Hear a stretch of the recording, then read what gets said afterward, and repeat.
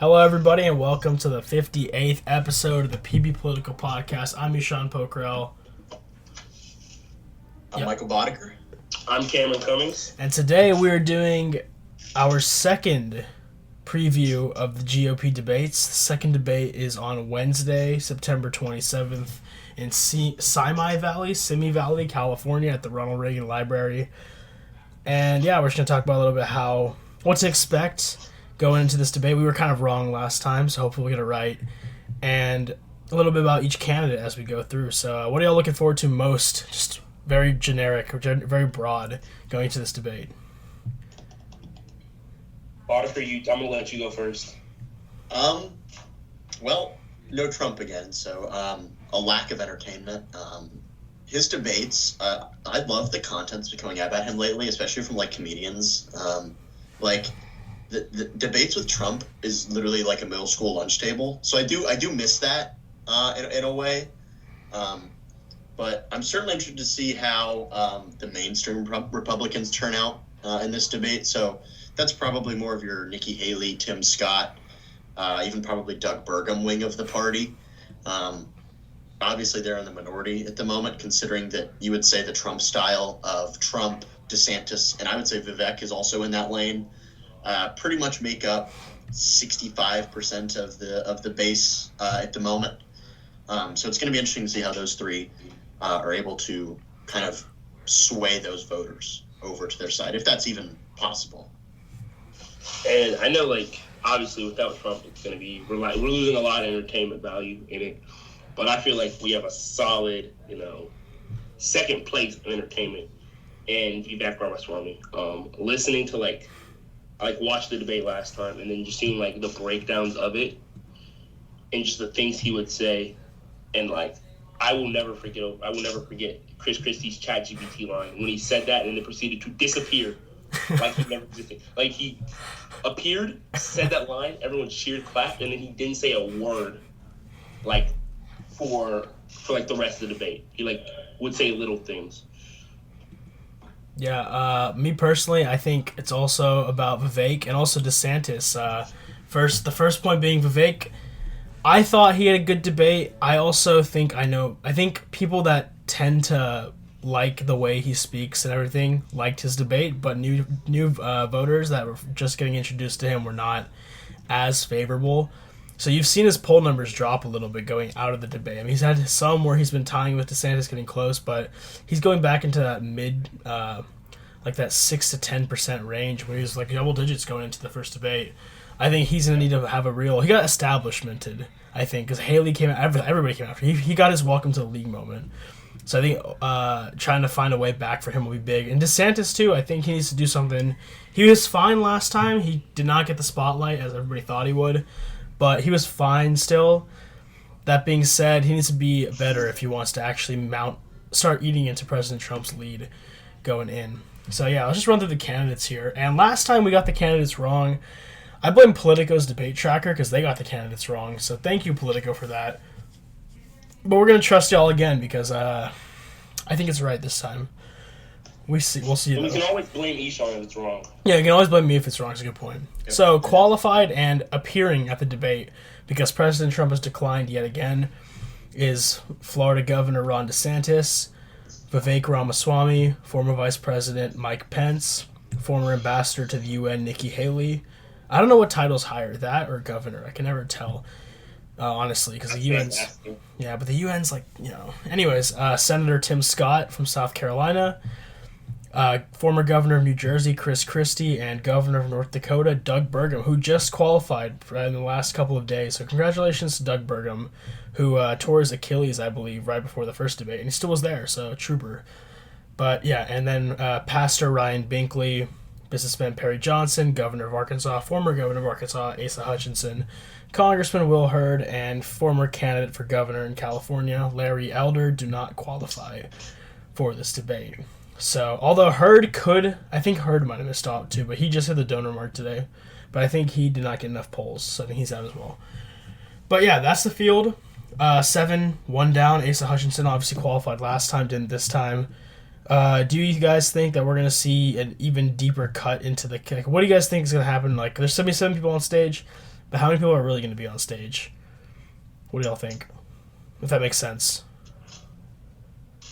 How many people are going to be on stage? I mean, I feel like we're going to see the same crew we did last time. Maybe one or two more additions. Not everyone's going to be on that stage. I think they know it. We know it. It's going to be pretty much the same people. You may throw on one or two new faces. People with, like, the most to gain from it. I know it's just a completely side thing, but it's something I wanted to talk about. Ron DeSantis probably has the most, like, if he comes out in this debate weak like he did last time, stumbling over his words, not really fully getting what he wants to say, and, like, conveying it properly, and, like, not saying something stupid. Like, and it's okay if you have, like, you know, completely different views of how you see politics, but if it's so different, you need to convey it properly. I think he did a terrible job with that last time. So I think he has the most to gain. Vivek Ramaswamy, like I said, the people that liked him like him more. The people that didn't like him don't like him more. So I think he either needs to, A, lean into the people that like him and try to go all the way with that, or B, try to switch up his approach a little bit to try to get, you know, the more people that are on his side. He made a TikTok, right? And he popped up on my For You page. And seeing the comments, I'm not going to say what they said because it's just weird. And my mom's listens to these, so I don't need her hearing what they said. But you just go into TikTok and just look at the comments. They just say some of the most, like, odd, outlandish things. So people that are, like, the younger voters, I guess TikTok is just, like, a lot of people just trolling a lot, are not taking him seriously. So I think he needs to lean more into the younger voters, especially because they're not taking well to him raising the voting age from 18 to 25. So I think if he wants to do that, which I'm not going to say if I'm for or against, he needs to convey that properly, or at least try better to make it sound, because he just says, like, you know, people need to either serve for the country or wait till you're 25. There's more to it. He knows that, but he's not saying it. And Nikki Haley and Chris Christie are kind of, I'm lumping them together because they're kind of trailing behind them. They have similar numbers. And if they can, like, have, like, another breakout night, they could do really good. And Mike Pence. I'm going to roll all three of those up in the same batch. Yeah. Can I say, I think the problem with Vivek as a candidate so far has been that from what I've, like, seen from, like, when he's, like, on, like, podcasts and, like, from, like, when he released, like, has, like, longer news, like, article, like, appearances, when he gets in and actually explains his policy, it's popular. But he tries to soundbite it into things like, obviously, raising the voting age, which, first thing, it's a constitutional amendment basis. It will never happen. No. Which is something that people, you can say it's a novel idea, whatever, but he needs to find a way to messages like on the debate stage, he said, quote unquote, the climate change agenda is a hoax, but no one knows what he's talking about. Like, he needs to, like, he can't package everything he's saying, because his platform on that is much deeper, and I would say more thought out than that sentence would make it seem like, but trying to package it into something like a Trumpian, like, kind of a sound, like a traditional politician sound, but I think it's not working for him. And I think it hurts him, where, like, it helps a lot of people. Like, a soundbite helps a lot of people. For him, it hurts because he just says and, like, some outlandish things. He's saying some outlandish things. I agree. Yeah. Exactly. So I think he'll know that going into this debate. I am curious to see how he takes this next debate. He came out very populist in the last one, kind of just taking all the hits, which I was actually kind of impressed the way he was able to stand up to Vice President Pence, especially. Nikki Haley did get him on the one. Nikki Haley has benefited from that in a slight polling bump, but also she really doesn't have any beliefs herself. If anybody on that stage is corporate, it's Nikki Haley. I think we can all agree on that. But yeah, I don't know, Bodker, what do you think about everything? I really do think that at least at the stage that we're at right now, everyone's really fighting for second place, which is an unfortunate circumstance of where it is. I think we can all probably agree that that's not the way it's a little weird for the debates to normally be something like this. Like, if you look at the Democratic debates from 2020, which is the most recent ones we've had, there were a lot of different times where people looked a certain way. Like, I remember, like, There was the time when Kamala Harris attacked Joe Biden on forced busing in the 70s, and she got up to like 20% at one point. She was leading in a couple of polls. Yeah, she was leading, and then immediately proceeded to crash and burn on an epic scale. There was what, Julian Castro at one point was considered to be surging, and obviously we know how that went. And there were, and even like if you look at now, like with Marianne Williamson, she's outperforming her 2020 numbers, which is interesting. Well, I think that's also just having 3 people in the race. That's a little bit of a change in that. But yeah, no, I get the point. Yeah, I agree. And so you're really running for second. And if you look at the RCP averages, DeSantis, I also think, has missed his mark in a way. He was up at 30% in March. And now he's at less than half of that. He's polling at 13 or 14, which, I mean, by no means is a death nail for him. But considering where he was in the party 2 years ago compared to where he's polling now in the presidential election primary, I would be a little concerned if I was his team.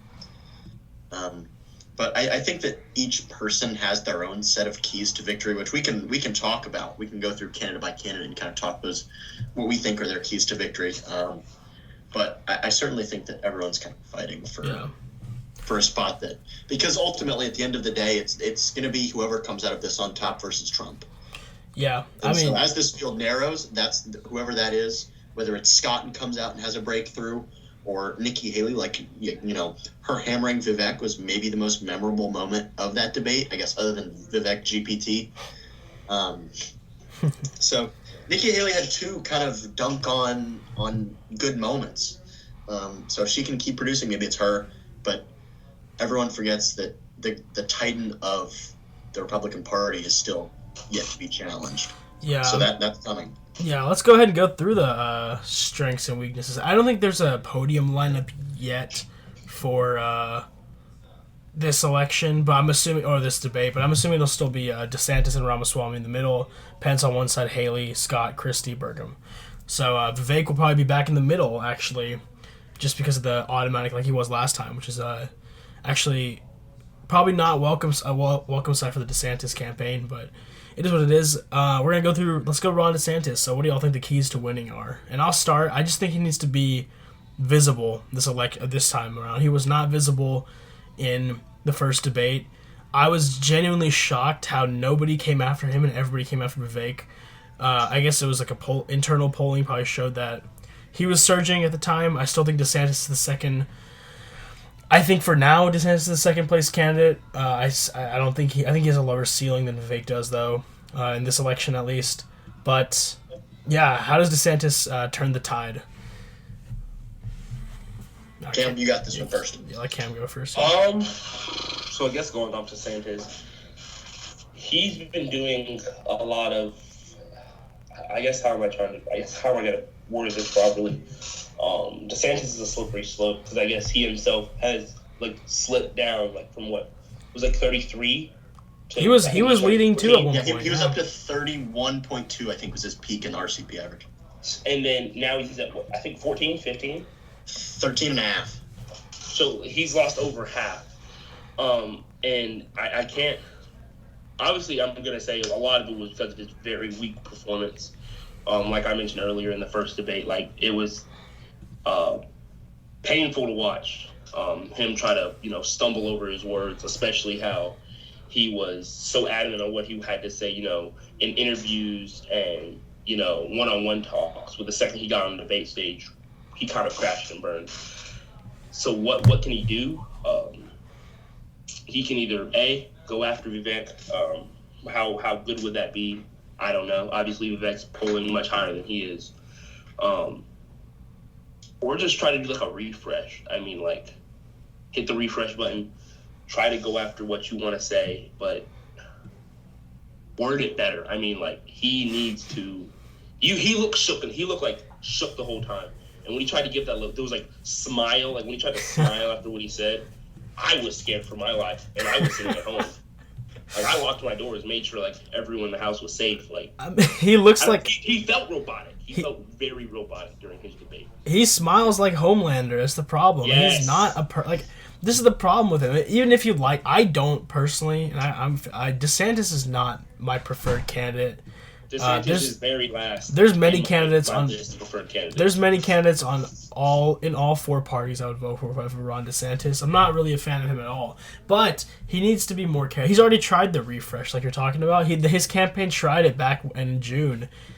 He's actually have to do it again. I mean, he's got to do something because he's not the trying to be like personable route. Exactly. Crashed and burned. You know, Vivek, he could do the little smile because people say it all the time. He's like a slick talking car salesman. Guess what? It's worked for him. It's worked. Car salesmen, people screw people over all the time, and they trust them. He just tried to follow that approach and failed miserably. Like it was. No, something about it felt rehearsed. It felt scripted. I personally have no advice for the DeSantis campaign. I think the problem with DeSantis, I think he thought he was going to get so much better.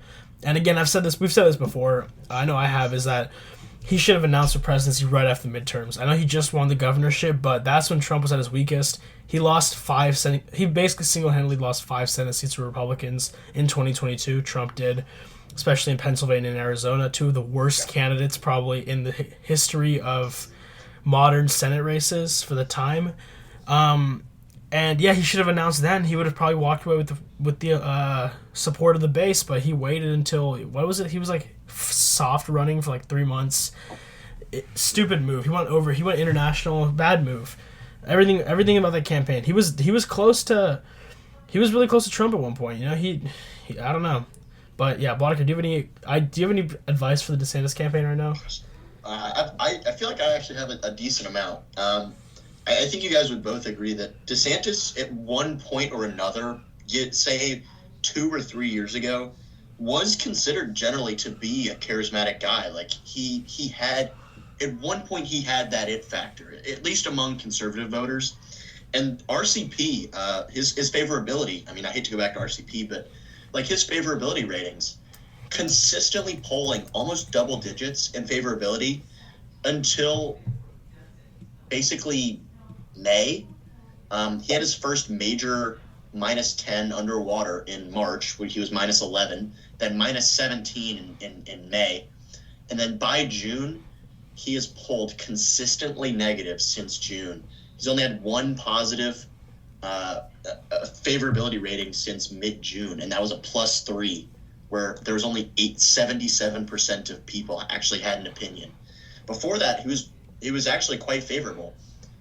But the latest favorability that came out for him was 28 favorable, 48 unfavorable. And while that's not fully adding up to 100, -20 is crazy. So he has, it seems like he's lost his mojo.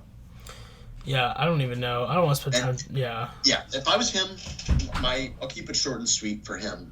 My strategy would be go on the attack. If you're DeSantis, you have to go on the attack. You have to go after everybody else. If your record is as good as everyone thinks it is, especially among conservative voters who at one point were by far and away your people. I mean, those people, a lot of conservatives adored DeSantis. And he's got to not just sit there and defend it, but he's got to go on the attack with that. Here's why you're weak, and here's what I've done is so effective, and he has failed miserably to do that so far. Yeah, let's move on to Vivek. Let's not spend a lot of time. We've been talking about him a lot, and I think just by virtue of his candidacy, the earned media that he receives is kind of crazy.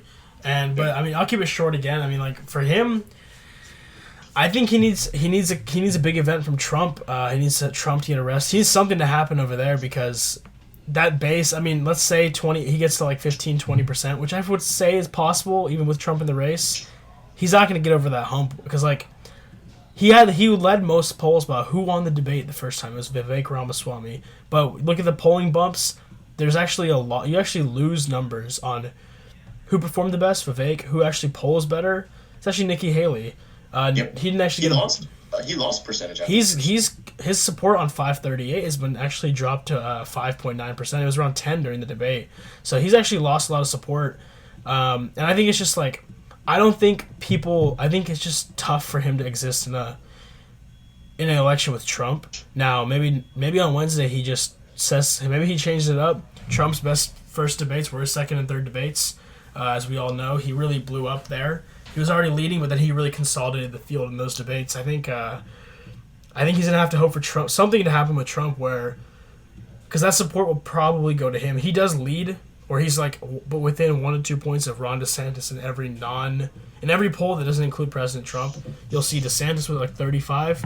You'll see Vivek with 33 or 34, and around those numbers. So I think that's really his only path right now. I think so. He needs to keep doing what he's doing. I think to have a shot at really, doing anything. I don't know, Cameron. What do you think?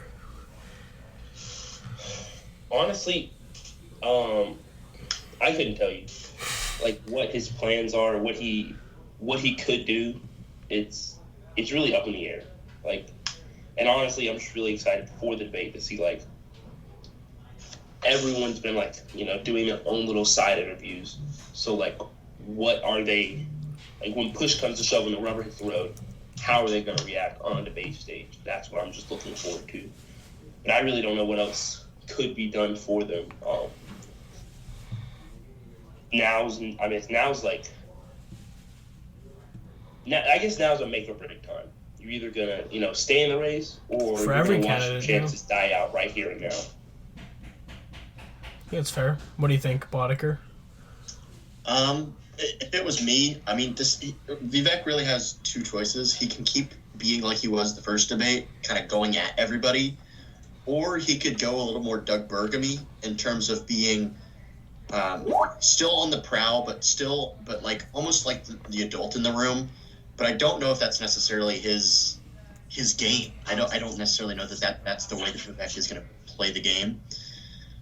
So his key to victory is just continuing to consolidate that support that he's got, and he's got to keep drawing from DeSantis and seeing if he can chip away at Trump. Maybe an attack on Trump here or there, if it's wisely put. Like, say he goes at Trump for COVID shutdowns.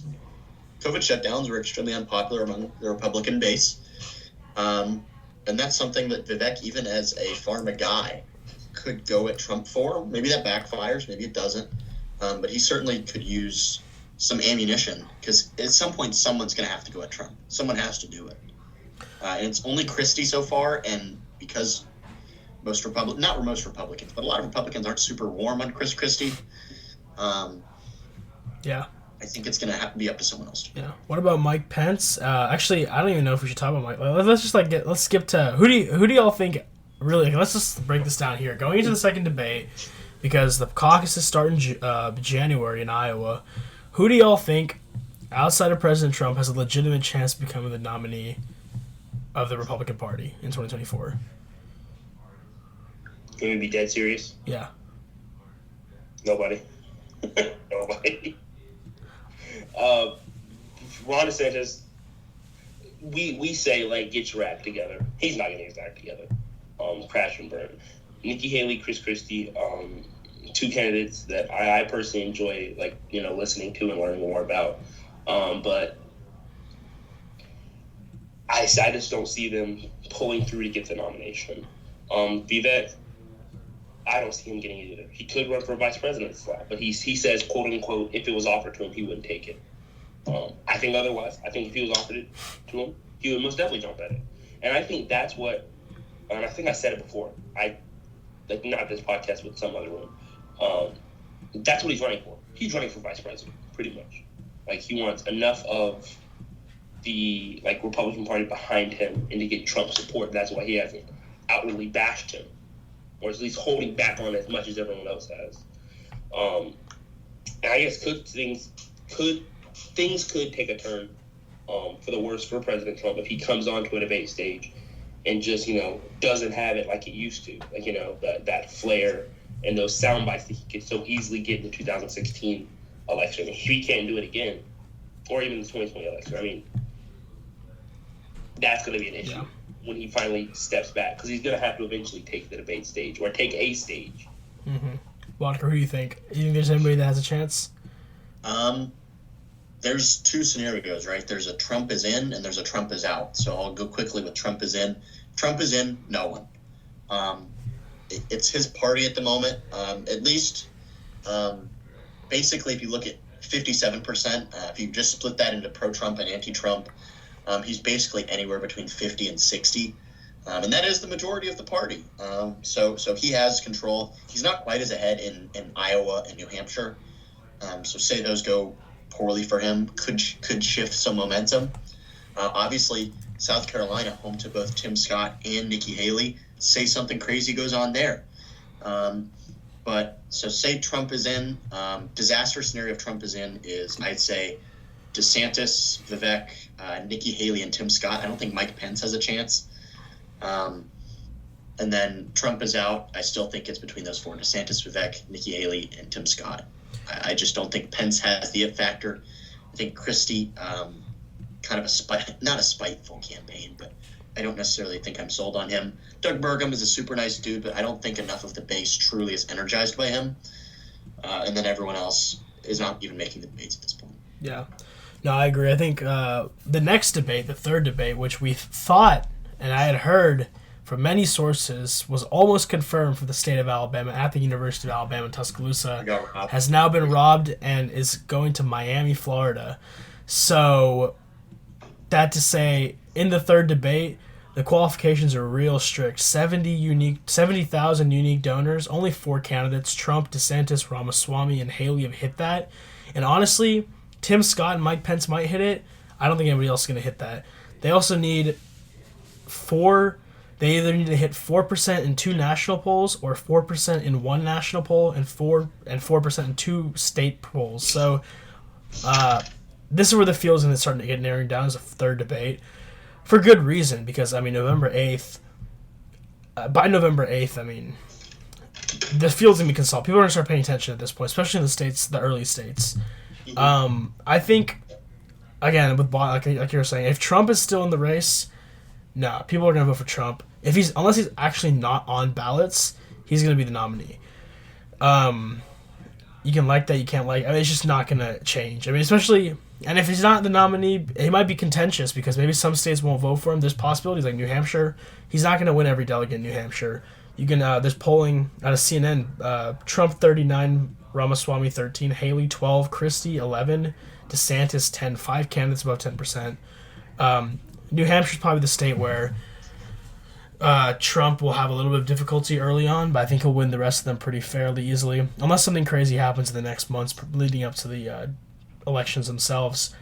If Trump does get out of the race, I think Vivek Ramaswamy will consolidate his support, or at least it'll be a really close race between him and DeSantis going into Super Tuesday, just because of how they've been polling. I know national polls, and that's another thing. I think Trump just dominates national polls because he's dominating this place like the South and the Great Plains. He dominates Republican primaries out here. I mean, Alabama is probably the most pro-Trump state in the union just based on his electoral history in the state. But the states like Alabama, Louisiana, Mississippi, they're very heavy Trump.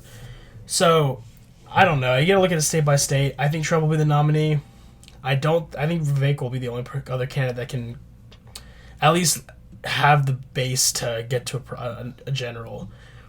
I don't know if he can win because if Trump's not the nominee, he's probably gonna run third party. But then that's a whole new candidate. That's a whole new candidate. I kind of want it to happen just because I want one of those elections with the like those old elections we've been covering where there's like 4 candidates on Wikipedia. Yeah, I want one of those. That PB elections episode would be crazy. I want one of those. I want one of those 4 candidate races.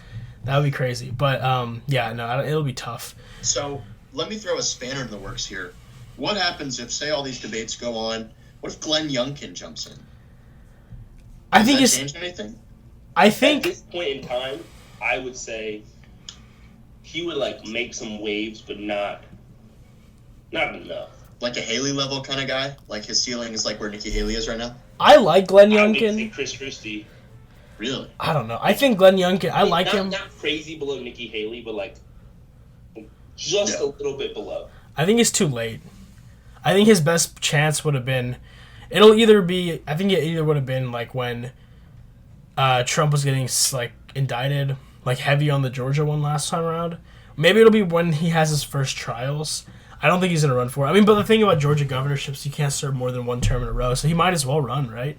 I mean, he's fairly popular in Virginia. We'll see we'll actually see how popular he is in November when they do the the statewide legislature races. But yeah, I don't know. I don't think I think Glenn Youngkin. I think this is the problem. I think people would vote. I think a lot of Trump fans would vote for these candidates if President Trump didn't exist. But that's just But if Trump is alive, if he's any semblance of alive, people are going to vote for him. I mean, yeah. Yeah.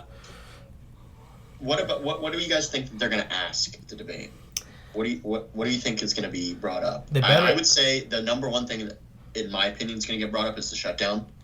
Oh yeah, government shutdown. I already know how it's going to go. Vivek's going to say we need a shutdown. It's corrupt. Sure. DeSantis is going to say something pretty basic. Haley, he's going to say it like he said it every single. He's going to say not just the Department of Education. This is a good thing because the whole government's going to shut down. Something like that. Nikki Haley's going to probably be really corporatist about it. Tim Scott will probably be the bridge builder. I feel like that's the role he's trying to take. I think it's a role he's had in Congress for a while too, so it makes sense for him to take that role. DeSantis will probably say something about how Florida never shuts down or something during COVID. I don't know. I mean, I think another big thing that could come up is the UAW strike that we covered last week, because a lot of Canada. I mean, President Trump's going to the picket line. President Biden will be probably the first president, and I think as far as I can tell in American history, to actually join a picket line while sitting in the office of President of the United States. Same with Trump. He'll be there. He'll give a speech in Detroit instead of going to the debate, which is a smart move. I didn't know that. Yeah, he'll be in Detroit on Wednesday night. Smart move from him. He seems kind of open to... He's looking like he wants that UAW endorsement, which, if he's going to be the nominee in the general... That would be crazy. A UAW endorsement for President Trump genuinely could put him back in the White House because of how much that endorsement means in places like Michigan and Wisconsin and Ohio and Pennsylvania, all of that. So a lot of things going on right now. I mean, we'll see how that goes. I think UAW will be brought up. Shutdown will be brought up. What else do you guys think? Probably inflation, stuff like that. I don't think there's any... Are there any big world issue? Menendez corruption, maybe? Maybe the UN. Some of the UN stuff just happened. Maybe, could be a foreign affairs. They've Foreign already affairs always comes up, so I wouldn't be that. That's not a... Yeah, maybe a Senator Menendez corruption question. Also, shout out to Senator Menendez. Can we just say, gold bars, thousands of dollars of cash in closets, and then he said that he had all of this because he doesn't trust banks because his parents are from Cuba, and that they used to have confiscation. So hey. Some Looney Tunes level. This is like some cartoon. I personally think Senator Menendez should resign. I'm not afraid of saying that. He said he won't resign because he's a badass apparently. Shout out to him. Shout out. The other thing I want to bring up too is if we look actually, have you guys looked at the Trump-Biden RCP averages? Oh yeah, Trump is winning. So if you check basically this time in 2019, right? End of September, Biden at this time in 2019, Biden was up 10. And that gap never closed to more than Biden plus basically 4.5.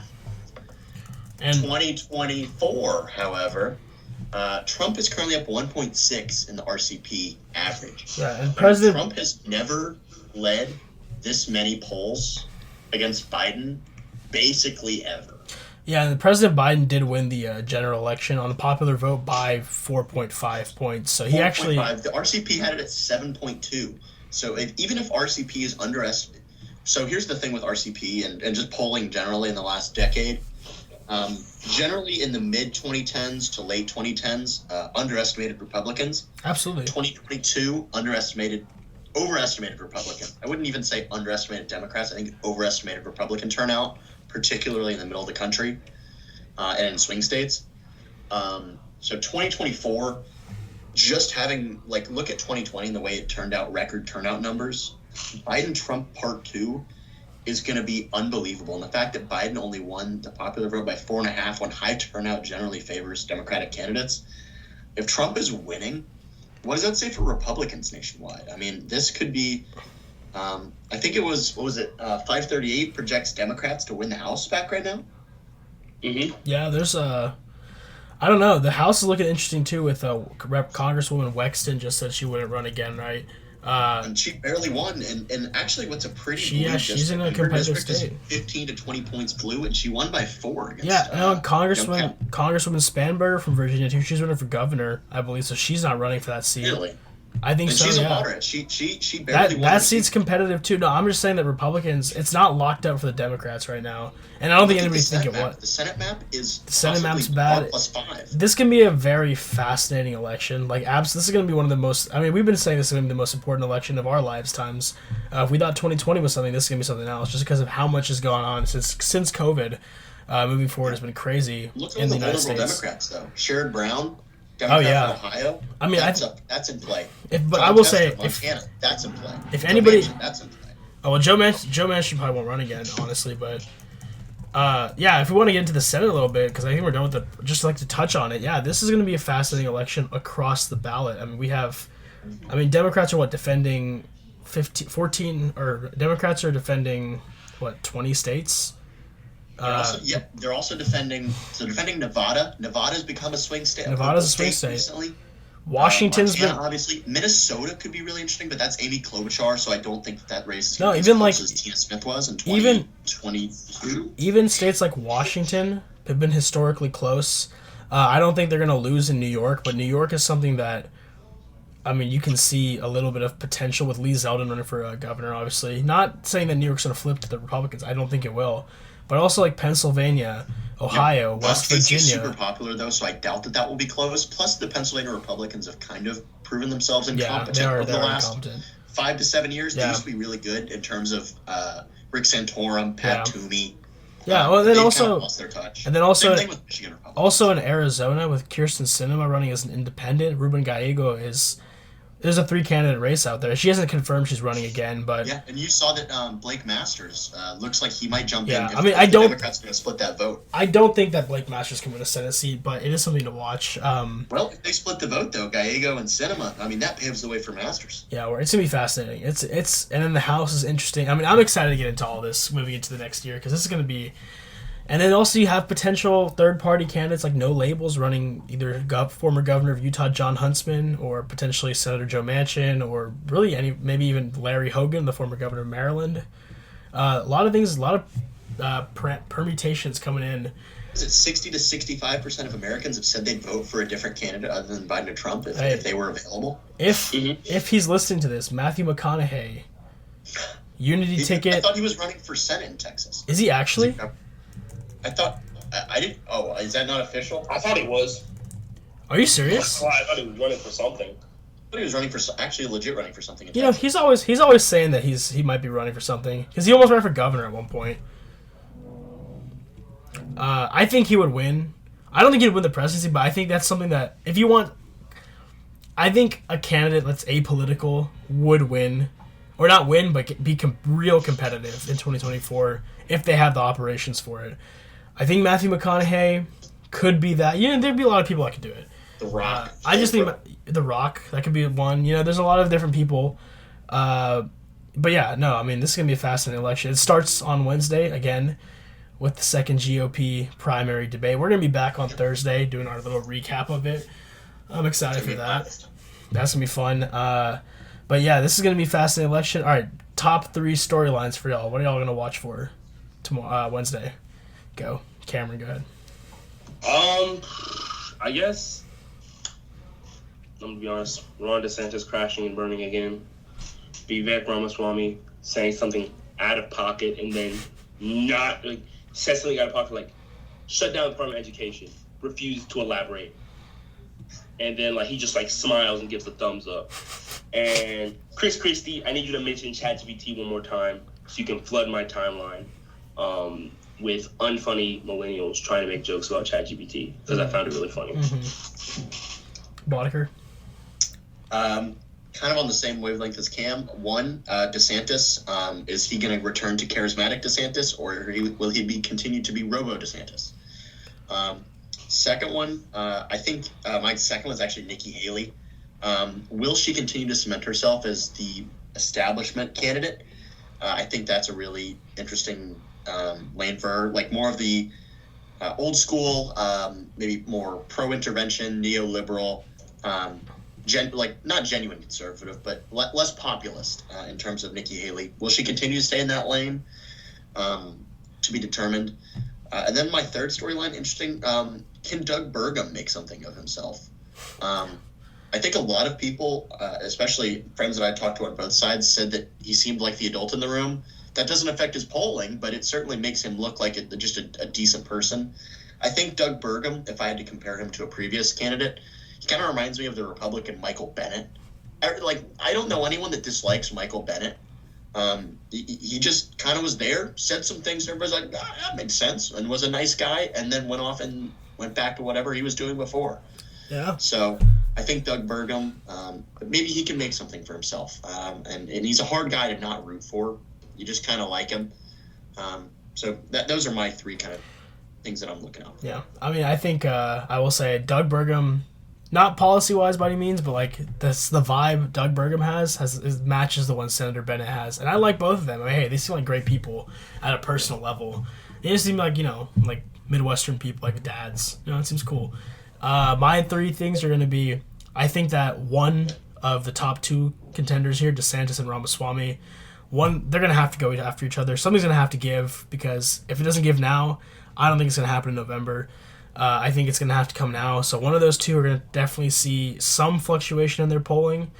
And second thing, I want to see if Nikki Haley can actually have a thought that's not formed by a corporation, because she's really corporate. It's really annoying, honestly. Like, if you listen to her, so if you read your speeches and stuff, she really doesn't have her own thoughts. So I'm hoping that she can actually, maybe she will tap into the populist sentiments. She's really anti-union, not a fan of that personally. She went hard on the UAW strike against it. So did Tim Scott, which is disappointing to me.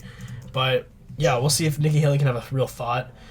And third, Christie, Scott, Burgum. Can they make something happen? I don't think that means that they're going to become contenders overnight. I think Tim Scott and Vivek Ramaswamy are probably the two leading candidates for anybody's vice president right now. I think everybody agrees with that. But yeah, can Chris Christie either make some? I mean, Chris Christie didn't even touch Trump last time because he wasn't on the stage. What is he gonna do? I mean, if he can't attack anybody, he's not gonna be. He has no point being there. So what's gonna go on with those last three candidates is my thing. And we didn't even none of us even mentioned Mike Pence. He's there, I guess. He's there. That's the story. He's existing. Just like the entire podcast. He's only briefly mentioned. It's like a throwaway. Yeah, I low-key did forget he was there until I saw this graphic just now. But yeah, hey, we're gonna see what happens. The second GOP primary debate, 9 p.m. Eastern to 11 p.m. Eastern on Fox Business, I think, on Wednesday, September 27th. Y'all tune in. We're going to be tuned in. Make sure y'all go to pbpolitical.com for all of your election news. I'm covering the special election in Alabama's 55th House District. Actually, the election's tomorrow. So if y'all live in Birmingham, read up on that. We got articles coming out every day. We got a candidate spotlight on RFK Jr. that dropped yesterday. So shout out to Thomas for that. But yeah, everybody like, comment, subscribe, follow us on the gram, all of that. Thank y'all for listening. I'm Eshan Pokrell. I'm Michael Boddicker. I'm Cameron Cummings. And goodbye.